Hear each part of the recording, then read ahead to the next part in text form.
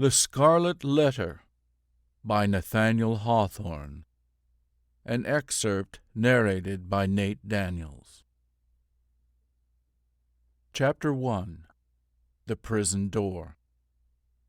A throng of bearded men in sad-colored garments and gray, steeple-crowned hats, intermixed with women, some wearing hoods and others bareheaded, was assembled in front of a wooden edifice, the door of which was heavily timbered with oak and studded with iron spikes.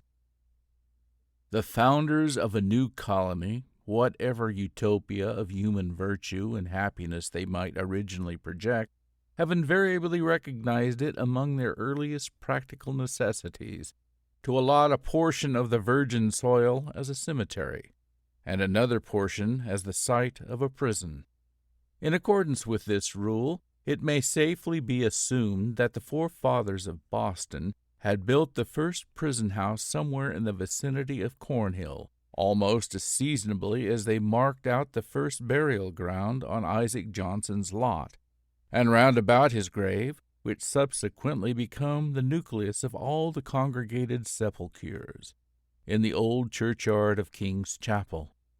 Certain it is that some 15 or 20 years after the settlement of the town, the wooden jail was already marked with weather stains and other indications of age, which gave a yet darker aspect to its beetle-browned and gloomy front. The rust on the ponderous ironwork of its oaken door looked more antique than anything else in the New World.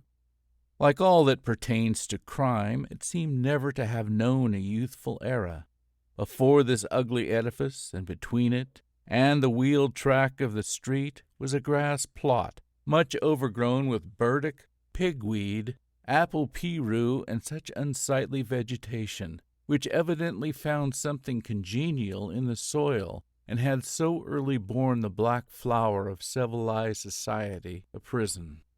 But on one side of the portal, and rooted almost at the threshold, was a wild rose-bush, covered in this month of June with its delicate gems, which might be imagined to offer their fragrance and fragile beauty to the prisoner as he went in, and the condemned criminal as he came forth to his doom, in token to that deep heart of nature could pity and be kind to him.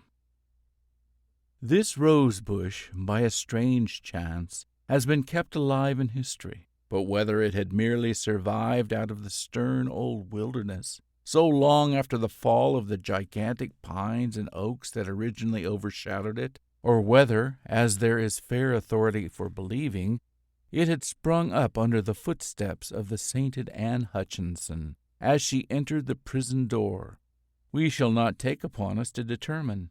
Finding it so directly on the threshold of our narrative, which is now about to issue from that inauspicious portal, we can hardly do otherwise than pluck one of its flowers and present it to the reader. It may serve, let us hope, to symbolize some sweet moral blossom that may be found along the track, or relieve the darkening close of a tale of human frailty and sorrow.